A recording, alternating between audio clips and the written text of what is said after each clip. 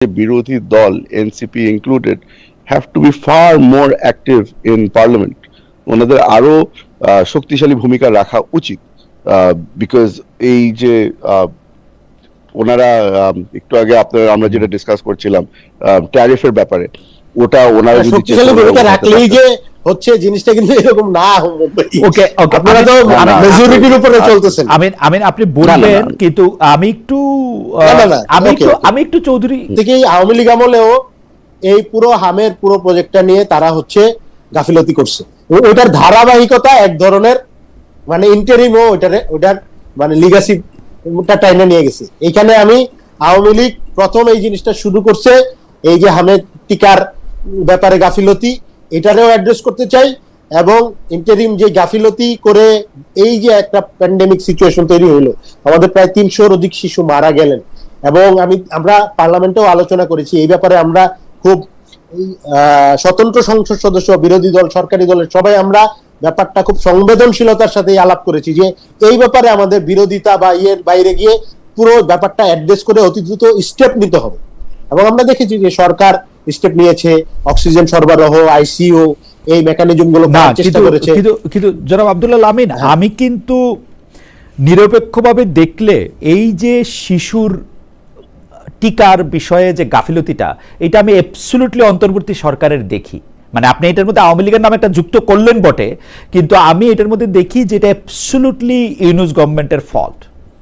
না, আমি খালিদ ভাই, আমি মানে কারণ হচ্ছে যে আপনারা মনে করেন অতীতে কেউ একটা অপকর্ম শুরু করছে, আমি এটা লিগ্যাসি টাইনা নিলাম, তার মানে তো আমি অবশ্যই দায়ী। ওকে, আমি এই ব্যাপারে আমি কোনো মানে ডিফেন্ড করতে চাই না।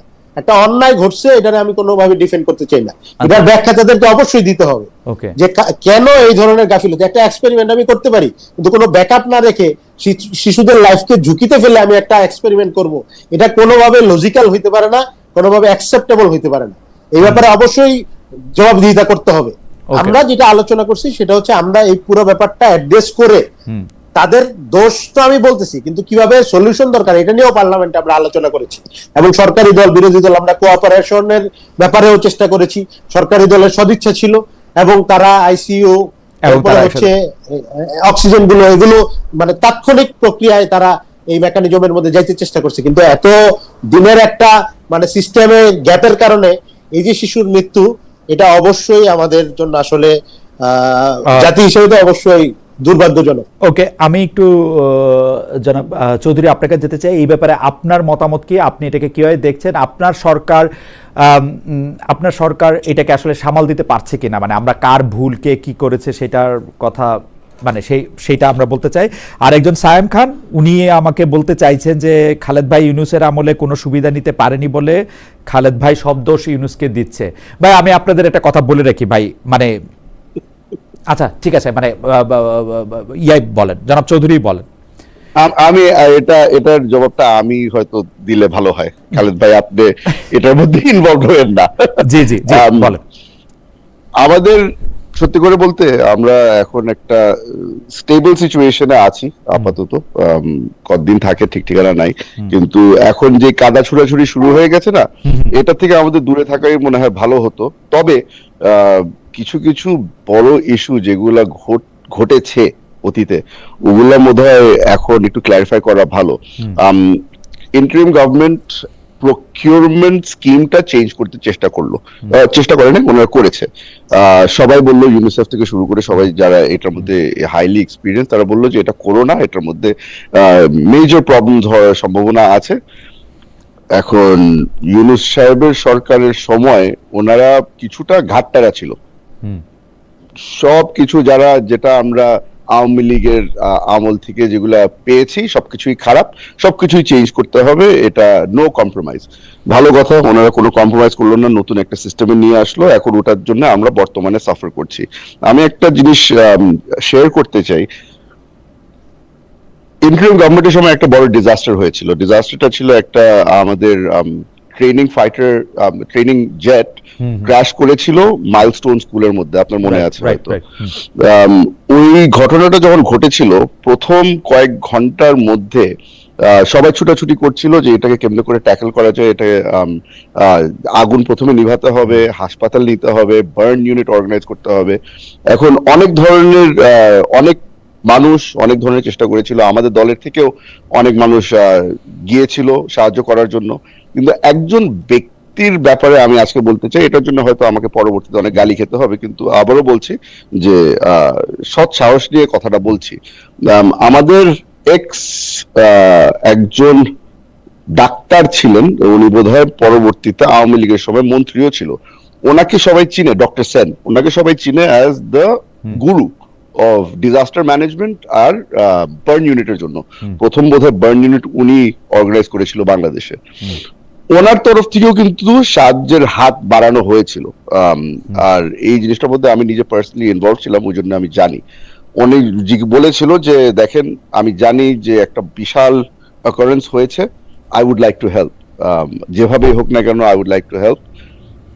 আমি এই মেসেজটা পাস অন করেছিলাম ইন্টারিম গভর্নমেন্টের কাছে। ইন্টারিম গভর্নমেন্টের রেসপন্স ওয়াজ অ্যাবসলিউটলি নট, সাহায্য নিল না। আমি জানি না, সাহায্য নিলে হয়তো কয়েকটা যান বেঁচে যেত, বাট ওনার নেননি। অ্যাগেন এটা হচ্ছে কি, ওই ঘাটটার আমি বলেছি তো বলেছি, করব না, সো ওই সাহায্যটাও নেয়নি। এই ধরনের অনেক ঘটনা আছে যেখানে ওনাদের স্টাবার্ননেস এর কারণে আমাদের এখন বর্তমানে অনেক জায়গায় সাফার করতে হচ্ছে। ডিসিশন তো জনগণ নিবে, পরবর্তীতে ওনারা ডিসাইড করবে যে আমরা খুবই দুঃখজনক, আসলে খুবই দুঃখজনক। আমরা আসলে ইন্টারিম গভর্নমেন্টকে কিভাবে করে রিমেম্বার করব, মনে রাখবো কিভাবে করে, ওটা হয়তো 5-10 বছর পরে বাংলাদেশের জনগণ ডিসিশন নিবে। তার সাথে সাথে একটা জিনিস আমার মনে হয় যে সবকিছু গায়ের জোরে চেঞ্জ করতে হবেই হবে, এই জিনিসটা কিন্তু খুব খারাপ একটা জিনিস। আমার মনে হয় যে অনেক অনেক জায়গায় গত 50+ ইয়ার বাংলাদেশ স্বাধীন হয়েছে, অনেকগুলা তো ট্রাইড এন্ড টেস্টেড মেথড আছে যেগুলো আমরা জানি কাজ করে, তো ওগুলাতে আমরা নাই ঘাটাই, ওই প্রক্রিয়াটাতে আমরা থেকে যাই। আশা করছি যে এই বিশাল ডিজাস্টার গুলোর থেকে আমরা কিছুটা সাহায্য পাবো। এখন খালেদ ভাই একটু যদি সুযোগ দেন, তাহলে আমি একটা ইম্পর্টেন্ট জিনিস ডিসকাস অ্যাড করতে চাচ্ছিলাম। আমিন একজন সংসদ সদস্য, ওনাদের সংসদের ভূমিকা নিয়ে কথাটা বলেছিলেন যে এই টপিক গুলো ওনারা রেইজ করছেন না কিনা। আমার মনে হয়, আর আমি এটা আবারও বলছি, যে বাংলাদেশের ভালোর জন্য কথাটা বলছি, যে আমার মনে হয় যে বিরোধী দল NCP included have to be far more active in parliament. ওনাদের আরো শক্তিশালী ভূমিকা রাখা উচিত, বিকজ এই যে ওনারা একটু আগে আমরা যেটা ডিসকাস করছিলাম ট্যারিফের ব্যাপারে, ওটা ওনারা যদি শক্তিশালী ভূমিকা রাখলেই যে হচ্ছে জিনিসটা কিন্তু এরকম না। ওকে, আপনারা তো মেজরিটির উপরে চলতেছেন। আমিন আপনি বললেন, কিন্তু আমি একটু চৌধুরী সাহেব আপনার কাছে একটু জানতে চাই যে মানে শক্তিশালী ভূমিকাটা আপনি আসলে একটু ব্যাখ্যা করবেন, যে মানে আপনি ওদের কাছে কি শক্তিশালী দেখতে চাচ্ছেন আপনারা নিজের? শক্তিশালী আমরা আমাদের এখানে তো একটা চেক এন্ড ব্যালেন্সের বিষয় আছে। আমরা সবসময় বলি যে বাইরে, সংসদের বাইরে চেক এন্ড ব্যালেন্সের কাজটা করে হচ্ছে গিয়ে মিডিয়া, প্রেস, কিন্তু সংসদের ভিতরে ওই চেক এন্ড ব্যালেন্সের কাজটা করার কথা বিরোধী দলের। বিরোধী দল অনেকটাই, হ্যাঁ আমি বলবো না যে এটা সবকিছু খুব ফেয়ারলি কাজ চলছে, কিন্তু ওনারা যদি আরেকটু ভোকাল হতো, আমার মনে হয় যে এখানে আমাদেরকেও যদি ওনারা প্রেসারে রাখতো, তাহলে আমরাও আরো এবার পরিষ্কার হয়েছে যে আপনি আরেকটু পিছনে চলে যাই। খালেদ ভাই, আপনি মেনশন করেছিলেন যে রুমিনাপা আমার খুব ঘনিষ্ঠ ব্যক্তি, উনি বলেছিল যে 5 জন সংসদ সদস্য খুঁজে পাচ্ছিল না এই জিনিসটা রেইজ করার জন্য। এইখানে আমি বিশ্বাস করি যে রুমিনাপা হয়তো আমাকে ইনাফ চিনে, আর আমার উপরে অতটুকু ভরসা আছে ওনার, যে উনি যদি আমাকেও বলতো আমিও কিন্তু ওনার সাপোর্ট দিতাম। উনি সরকারি দলের কাছে ভয়েই মনে বলে নাই, বাট শিওর। আর বিরসা ফারানা নিশ্চয়ই আমাদের মানে আপনার এই কথা নিশ্চয়ই শুনবেন, এবং আপনি যেটা সাপোর্ট দিবেন সেইটা নিশ্চয়ই তার কাছে পৌঁছাবে।